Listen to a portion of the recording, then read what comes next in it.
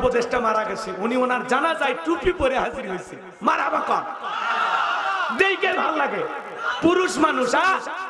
doctor Yunus সাহেব নবীর নামে নাম কথা কয় না কি সুন্দর পুরুষ মানুষ টুপি পইরা যে উপদেষ্টা মারা গেছেন তার জানাজায় এসে তিনি শরীক হয়েছে এই দৃশ্যটা দেখে বুকটা ভরে গেছে আমার দেশের নেতা এরকম হওয়া দরকার যারা টুপি মাথায় দিবে আর মুখে যদি দাড়ি থাকতো ইউনূস সাহেবের আহা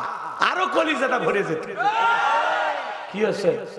এখন স্বাধীনতা নাই বলা লাগবে না ওনার বয়স হয়ে গেছে আসলে মুখে দাড়িটা রাখলে সবচেয়ে বেশি ভালো লাগে যে সুন্দর মাথায় টুপি পড়ছে কথা কোন ঠিক না